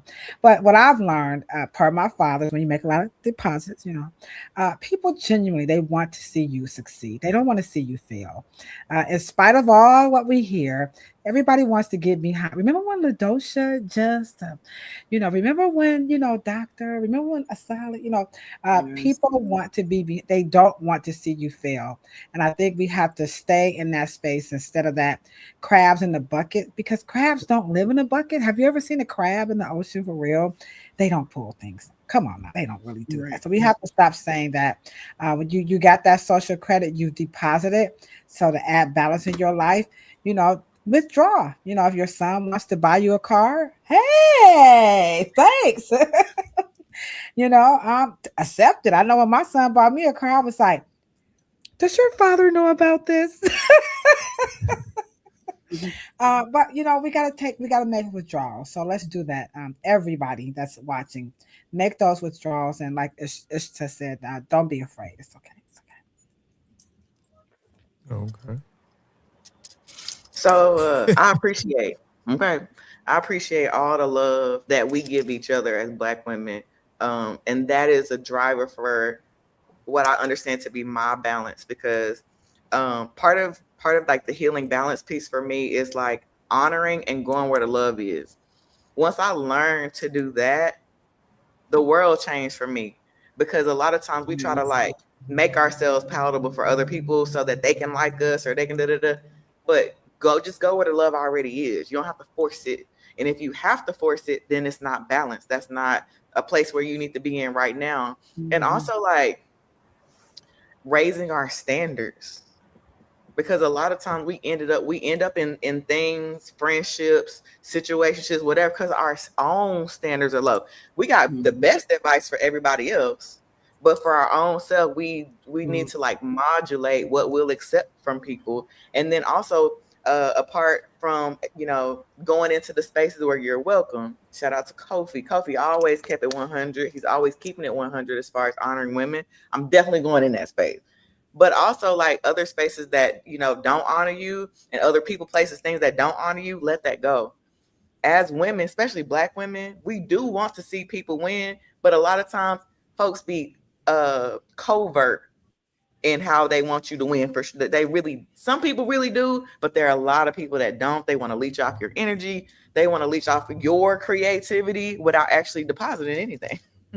So, once we get to the place in our journeys where we realize for real that we're the prize, instead of just saying, oh, I'm the prize, you have to embody that, then you will understand how to go with the flow. That's probably been another gem that one of my spiritual leaders deposited, go with the flow. So when the flow is smooth, that's where you need to be. Flow get kind of turbulent, you may need to exit over here to the stage left.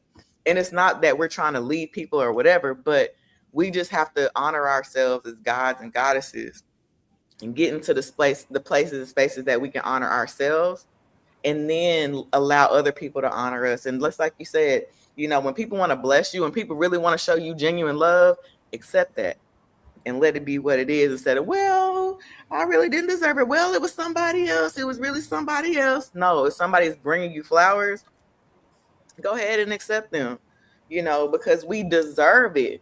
But we deal in that, overthinking capacity where we're like, do we? Okay, I do, but do I? And just resonating and letting that goodness stick with us because we are good as hell. Nobody can do it like us. They've been trying to recreate us. They want our lips, our skin.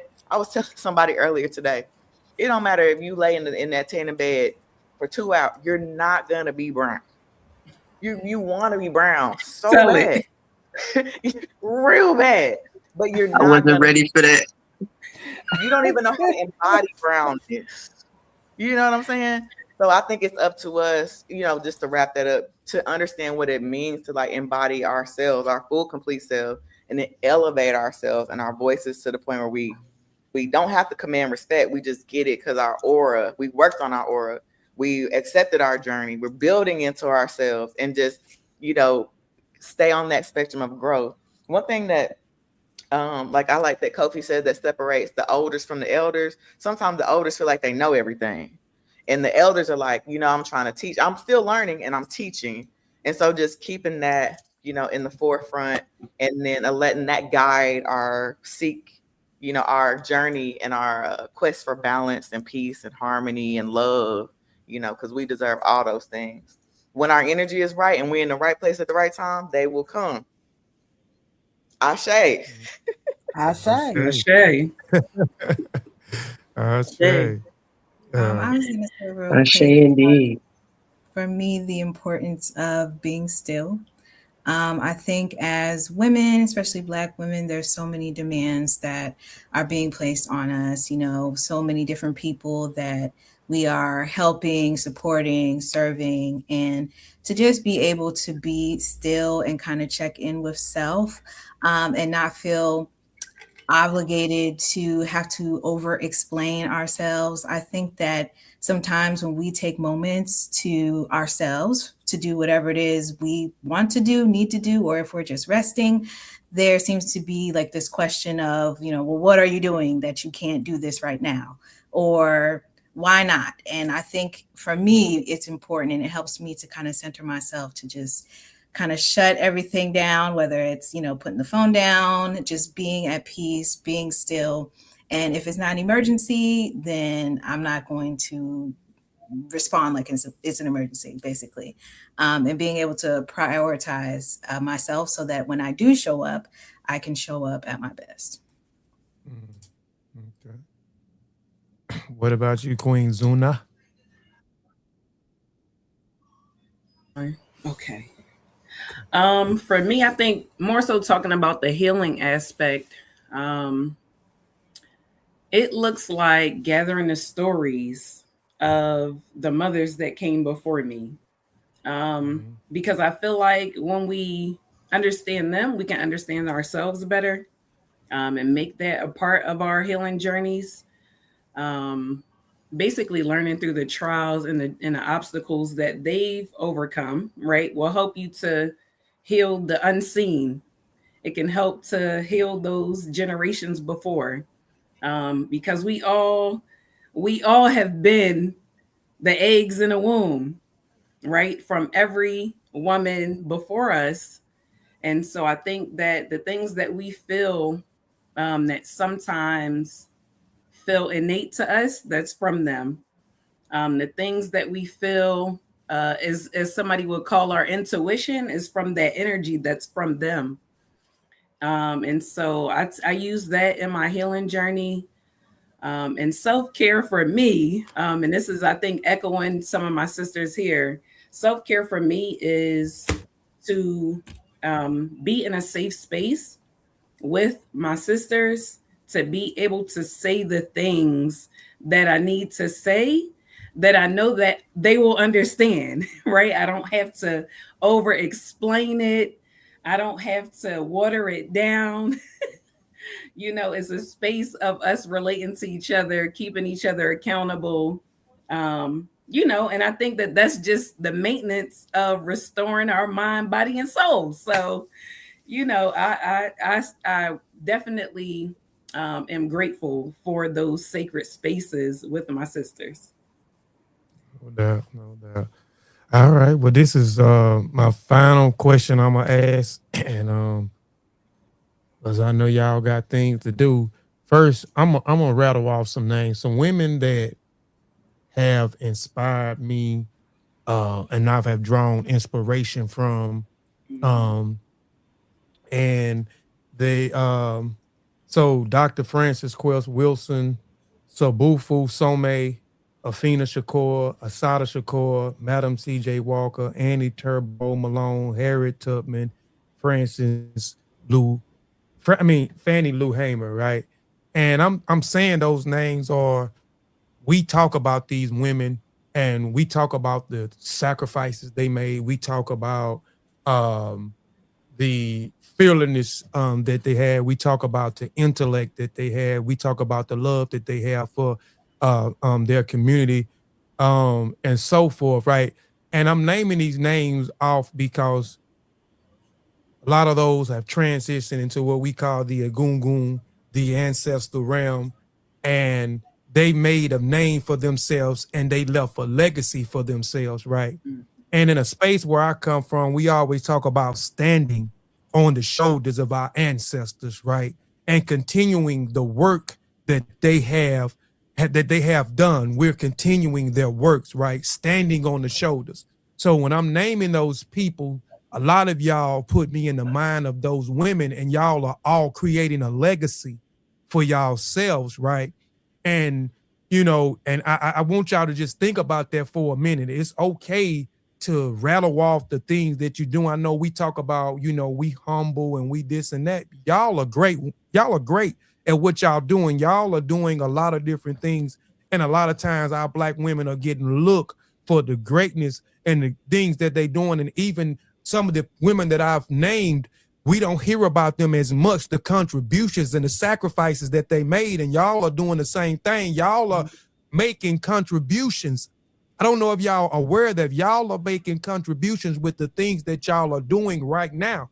So y'all are creating a legacy. And when y'all gone, there's going to be people talking about Dr. Ashley Wade. There's going to be people talking about Deandra and Juvenay and Isata and my sister Queen Zuna and my sister Winifred Summer, because y'all are making major contributions to the world right now. Y'all may think it's small, but y'all are making an impact. Y'all are inspiring people. Y'all are motivating people right now. And even with people being introduced to y'all right now, as y'all introduce yourselves and y'all telling y'all stories and, and y'all sharing stuff right now, people, you know what I'm saying, I know are going to love this. The people that's in the chat right now, the people that's going to see this in the archive is going to relate, you know what I'm saying, and start following you and start seeing some of the things that y'all going to continue to do as y'all continue to sell and be great. So with the last question I want to ask is, I call it defining legacy, because y'all are creating a legacy, right?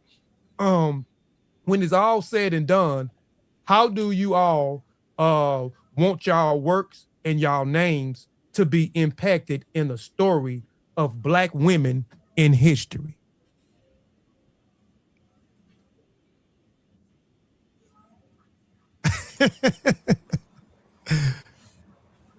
Come on now, y'all don't I'm still receiving what you said before, Kofi. So I don't know. I'm just saying we appreciate you for what you be going off. So I'm speechless. Okay. I'm receiving it first. Then we can talk about legacy. But we appreciate you too, brother. Like, for You're real. so adorable, Drea. Drea said, I need a minute.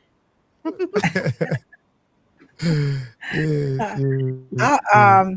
take a stab at it. Yeah. Go ahead. Yeah. Go ahead. When I think of legacy, I talk with Cheryl. She is, SD Monitor Business Journal, and shout out to Cheryl. One of the things that the Hair Oracle always, reminds me of is that when it comes to this legacy and our impact, because now that I'm a big mama now, and my granddaughter, she can't say it. She still calls me "Hey baby." I can't wait for her to call me Big Mama. She said, "Hey baby," but I think about all of the young ladies that I work with and the men, at the salon. I've just come across so many magnificent people, and when I think about a legacy, I think about like Cheryl said, our ancestors already did the heavy lifting. I mean, none of us in here, we've never picked any cotton, you know. Um, I don't think anybody here knows anything about not being able to drink out of a certain water fountain. I mean, we don't even want to drink out of water fountains. You know, we can do that now.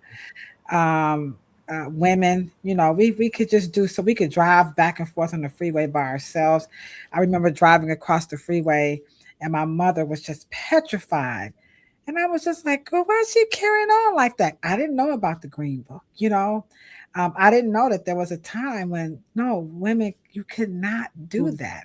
And she just couldn't fathom that I could just freely go back and forth across the freeway and nothing happened, you know.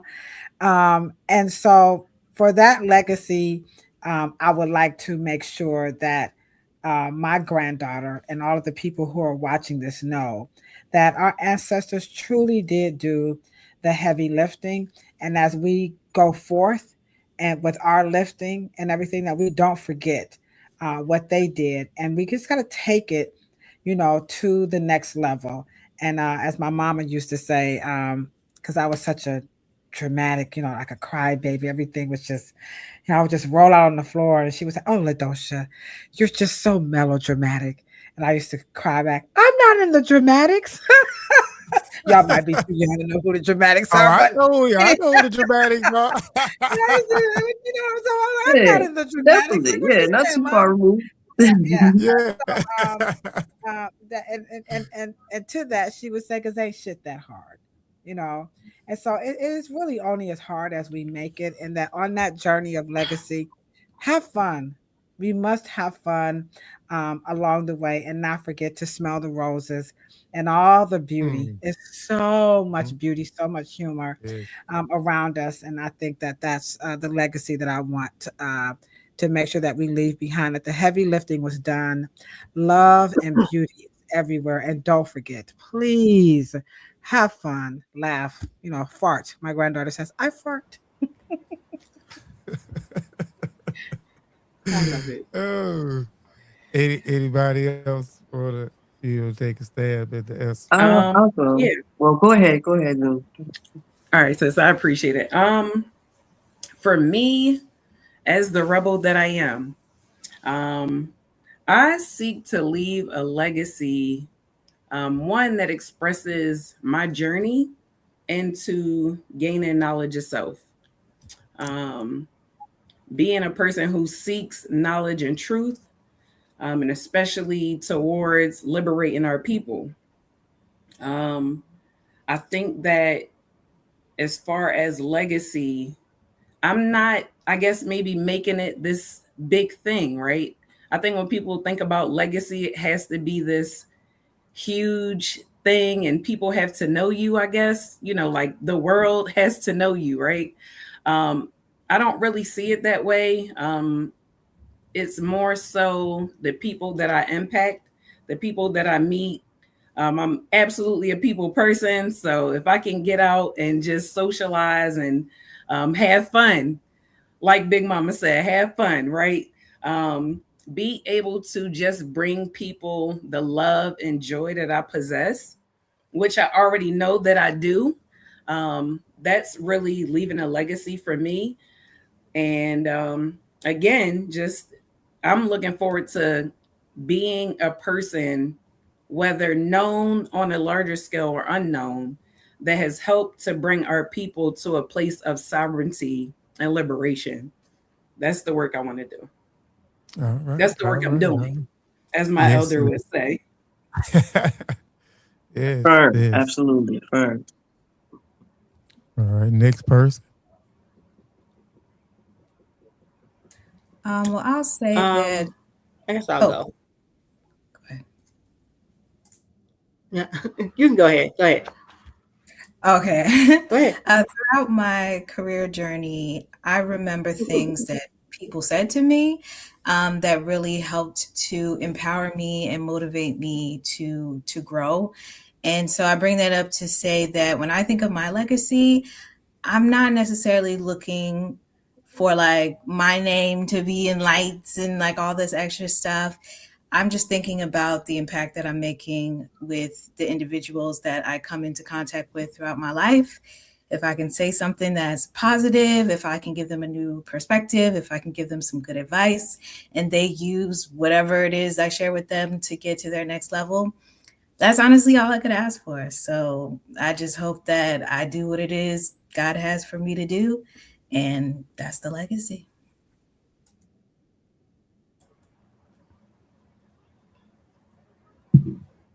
Next person. Okay. The kind of legacy I want to leave is the legacy of words. A lot of people say that actions speak louder than words, but words have so much power, which is why, certain group of people try their best to erase our history and rewrite our stories. So I want to leave the legacy of words, which is what I'm definitely doing with all of my books here. I had to flex a little bit. Yeah, Just a little promo. bit. Angry promo. But yeah, I want to leave the legacy of words. Yeah. Okay, where I can definitely where want can to they leave the get your legacy book of then? words because words have power. You can get my books on Amazon. I have seven books of poetry. Okay. Shades of My Lipstick, Untamed, Genovation, Genealogy, As a Black Poet Thinketh, Part 1 and Part 2, and Pumpkin Spice. And my new book coming out April 20th, A Dashiki Mentality. You can get it all on Amazon.com. Definitely. All right. All Yeah. right. All So, right. and that's the legacy I want to leave. A legacy of words. Us writing our own stories, telling our own stories, using our own words, our Yeah. own languages. Right. And Definitely, I yes. just want to interject on what she's saying.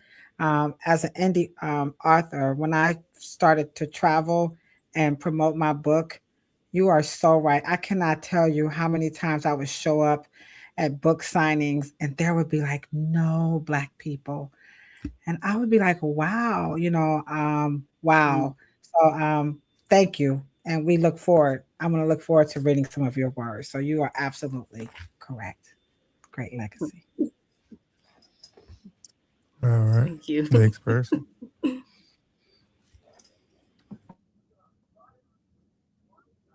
I guess it's me. Mhm.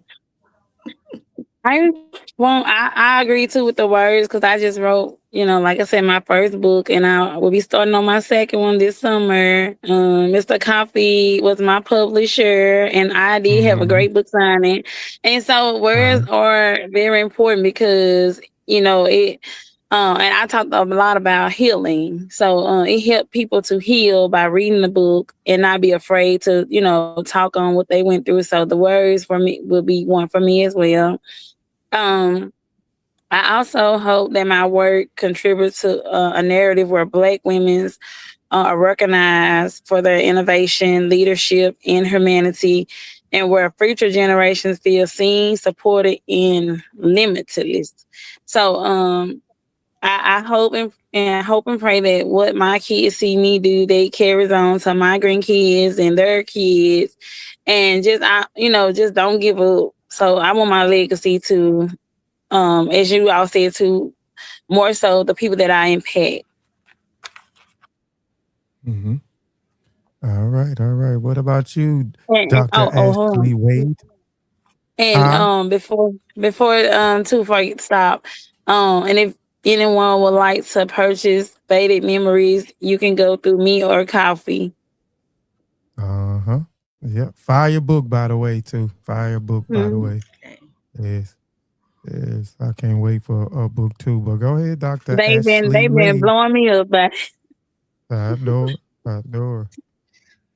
I just have to breathe and just like take on that question about the legacy piece. And I think what I want to leave more than anything is the feeling of you can do it too. I think that's what I found when I started reading about Angela Davis and Ella Baker and Ida B. Wells and those women. I think their message is you can do it too. in a world where people normally look to be copycats, you know, to follow the trend and I want to be like that. You know, be yourself and be comfortable being yourself, but you can do it too. Like a lot of, again, people are waiting on somebody to elevate them.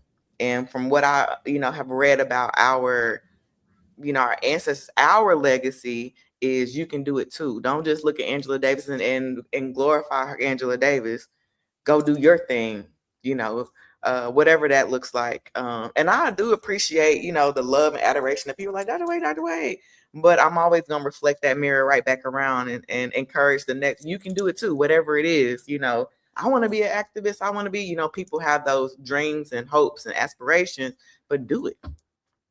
You can do it too. Do the thing, start the thing, create the thing, be the leader, be the driver, you know. Don't wait. If spirit deposits something in you, don't wait on nobody. Look around and see what tools are there that can help you and what people are there to support you, but don't sit on the thing because I don't know if it's the right time or whatever. Go ahead and do it. So that's the impact that and the legacy I want to leave behind. When people look at me, I'm like, oh my God, Dr. Wade, I want to reflect that mirror right back and say, you can do it too. Dr. Wade, you know a good book would be for them? What? Acting on your dreams and visions.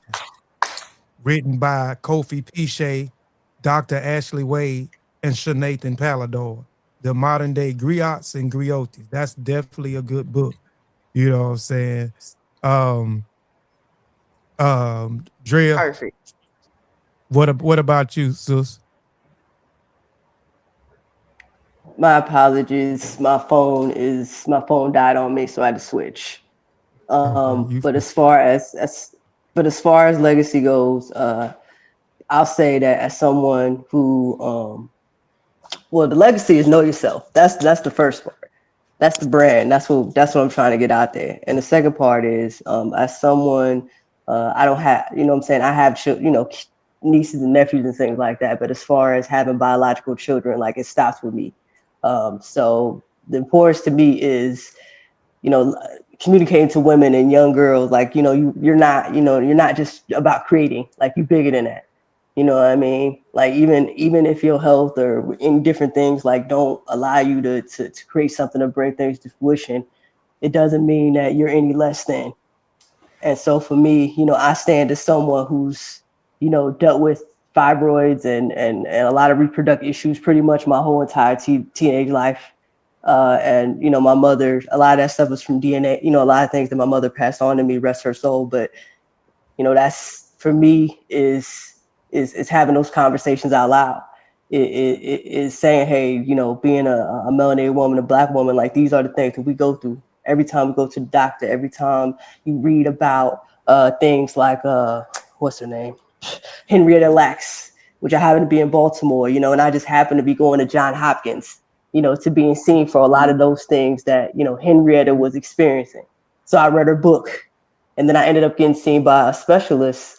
And, it's such an experience walking through those halls, having those experiences in the back of my mind, but just knowing like, they didn't have access to those things, the way that we may right now. So like, it's being transparent, it's letting the words speak, letting the actions speak, and just knowing that like we are powerful beings and the ancestors have done the work. We read about it. We could read about it. We could see it. It's on this panel. We all come from an ancestor in some form. And so for me, a lot of my poetry has been to, not just highlight the men, but the women too. Those are the women that raised us. Those are the women that's in our DNA. Like, reading Ida and reading different, reading about the different women, Bessie Coleman, a lot of people like doing things for the first time. Like, I will continue to say and continue to be affirmed that there's nothing that we can't do that we haven't done already. You know what I'm saying? Especially as melanated women, and like nothing will stop us but ourselves. Nothing will stop us but our feet moving. And so I want to embody that. I've done 20 years in the military in a male-dominated, venture. And so like I know what that's like. And now I'm on the other side of that. And, dealing with the just being in the societal part. and writing and speaking my truth. And so, you know, I guess long story is just basically, you know yourself, know who you are. You know, don't allow anybody to define that for you. And, you know, just if you need affirmation, you know, seek it in the people that love you, seek it in the people that see you and appreciate you for that versus seeking it from people that, you know, excuse my French, don't give a fuck about you. You know what I mean? So that's, you know, my legacy is living in your truth. All right. I definitely appreciate that from all of y'all. I'm not gonna hold y'all up. This has definitely been I ain't gonna lie, I enjoyed this show from the top to the end of the show. This was there's good, so many- Kobe. Yes, it's definitely was good. And you know, by me mentioning those women too, who I said inspired me or lift me, I've heard that I don't care about being famous or people not knowing me or not having the likes. Those women, when they did the work, they wasn't thinking about being a famous ancestor or their names being in light. They just did the work, right? So when you gone away from here, your legacy, if you doing the right thing, is going to live on, regardless if you want your name to be known or not. If you did something that was productive, if you did something that was meaningful, if you did something that affected positive change, you know what I'm saying?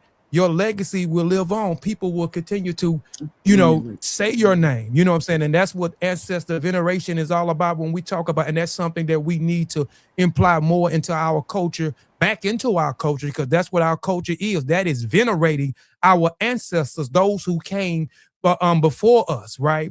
You know what I'm saying? And continuing to honor them and continue to stand on their work and continue to do the work that they have already done, but expand the work, right? So again, this was a pleasure for me. I wish nothing but the best for you all women. I know y'all gonna continue to excel. You know, with everything that y'all doing. You can catch these sisters. All these sisters are on social media. They're on Instagram.